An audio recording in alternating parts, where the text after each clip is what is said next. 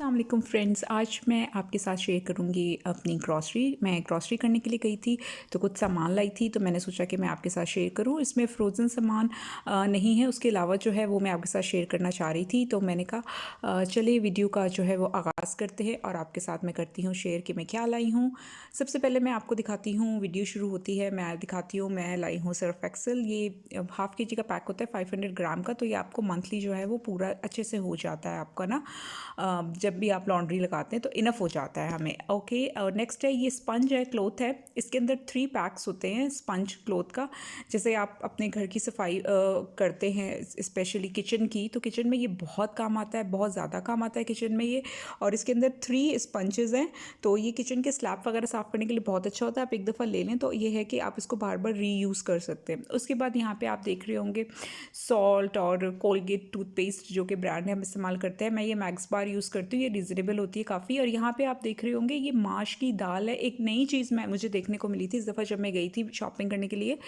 तो ये अब जो है, हम लोग माश की दाल पहले रात में भिगोते थे, फिर उसको ग्राइंड करते थे, लेकिन अब जो है ये नई चीज़ देखने को मिली है। उसका पाउडर बनाते थे, फिर उसको फ्राई करते थे। अब जो है माश की दाल का पाउडर बना बनाया मिलता है बाज़ार में।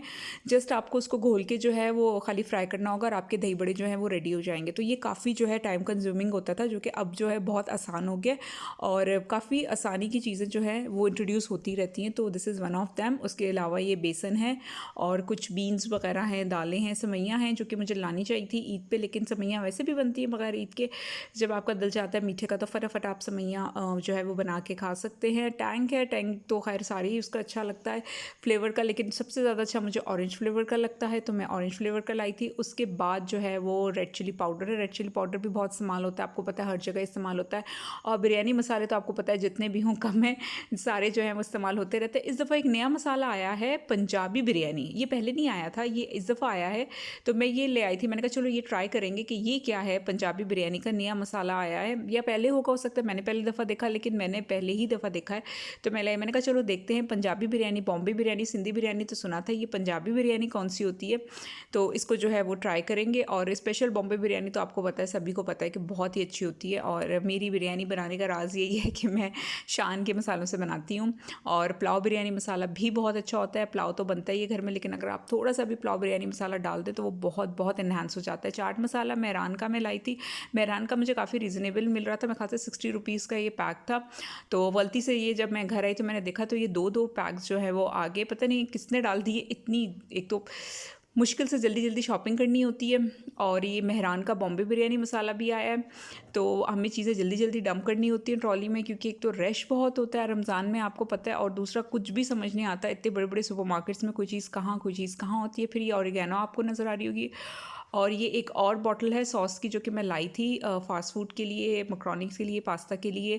ये 1000 एलेंड सॉस है। ये बहुत एक्सपेंसिव होती है सॉसेज, आपको पता है ये अबव 1000 होती हैं, लेकिन ये मुझे थोड़ी सी रिजनेबल मिली थी तो ये मैं ले आई थी। और ये आपके सैंडविचेस, बर्गर्स, हर चीज़ को बहुत ज़्यादा क्रीमी क्रीमी जो है वो फ्लेवर दे देती है। तो ये सॉस जो है ये बहुत ज़बरदस्त सॉस है, और 1000 आइलैंड तो वैसे भी बहुत मशहूर सॉस है।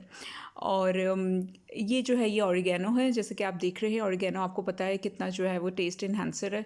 तो आप पास्ता में, लसानिया में जो लोग कुकिंग करते हैं उनको अच्छी तरीके से पता है कि वो किस तरीके से यूज़ होता है। साथ में कुछ बीन्स पड़ी हुई हैं, और ये ऑलपर्स का जो है ये क्रीम भी पड़ी हुई है, और उसके साथ जो है वो पाउडर है, कलर पाउडर है जो बड़ी मुश्किल से मिलता है। ऑर्गेनो की डिफरेंट कंपनीज़ होती हैं, ये इटालियनो का है, पहले लास्ट टाइम मैं लाई थी तो वो दूसरी कंपनी का था, तो इस दफ़ा मुझे ये मिला है। इसमें भी 2 तरीके के होते हैं, एक होता है लीव्स होता है ऑर्गेनो, और एक होता है पाउडर। तो मैं पाउडर नहीं लेती, मैं लीव्स लेती हूँ, ऑर्गेनो लीव्स।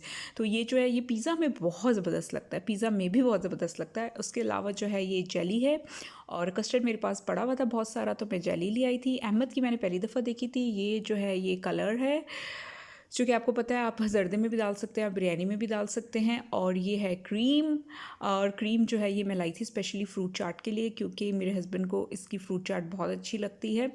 और ये जो जेली है, ये जेली जो है ये आपको पता है कस्टर्ड के साथ बड़ा ज़बरदस्त कॉम्बिनेशन देती है। और ये डिटोल सोप है, क्योंकि हम लोग जो है वो सोप जो है कोई ब्यूटी सोप यूज़ नहीं करते। जब से कोरोना आया तब से हमने डिटोल सोप यूज़ करना शुरू किया, और तब से हम डिटोल सोप ही यूज़ किए जा रहे हैं। साथ में ये रोज़ पेटल के टिश्यूज़ हैं जो कि किचन वगैरह के लिए यूज़ होते हैं, क्लीनिंग वगैरह के लिए।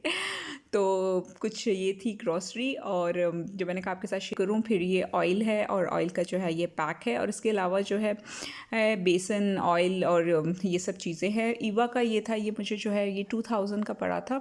इसके अंदर मेरे ख्याल से 6 है। इसकी अच्छी बात ये है कि इसके जो बॉटल है उस बॉटल के ऊपर कैप है, तो आपको किसी भी जार में ट्रांसफ़र करने की ज़रूरत नहीं पड़ती। बहुत आराम से आप इसको जो है वो यूज़ करते और फिर उसका कैप बंद करते और वो आपको किसी भी जार में ट्रांसफ़र करने की ज़रूरत नहीं पड़ती। और आपका ऑयल ना गिरता है ना बहुत ज़्यादा डलता है। लाइक जिस तरह बॉटल्स होती हैं उसमें बहुत उनका खुला होता है उसका होल जो होता है, और तो काफ़ी ज़्यादा ऑयल गिर जाता है। उसके बाद में मैं आई अपने स्पाइस कंटेनर में, और स्पाइस अपने डालने के लिए तो मैंने सफाई की। सबसे पहले पुराने जितनी ग्रॉसरी थी वो सारी जो है वो निकाली, और फिर मैंने अपने कैबिनेट की सफाई की।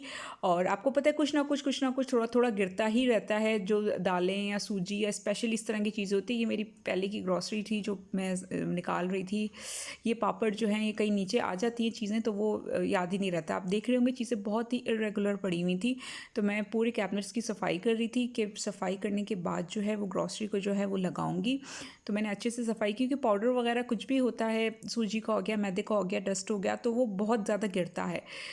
तो जब आपने ग्रॉसरी रखी हुई होती है तो जब आपकी ग्रॉसरी लाते हैं तो कोशिश होती है कि साफ़ हो जाए, ताकि साफ़ करके आप जब ग्रॉसरी लगाएं तो वो बहुत अच्छे से जो है वो सेट हो और साफ़ सुथरी चीज़ अच्छी लगती है। जब मैंने इसकी सफाई कर ली अच्छे से, फिर मैंने इसके ऊपर जो है वो पहले अखबार बिछाने की कोशिश की कि मैं अखबार बिछा लूँ, और फिर इसके ऊपर ग्रॉसरी सेट करूँगी, ताकि अगर इन फ्यूचर कोई भी पाउडर गिरे तो उसके ऊपर गिरे। लेकिन वो बहुत बुरा लग रहा था अखबार।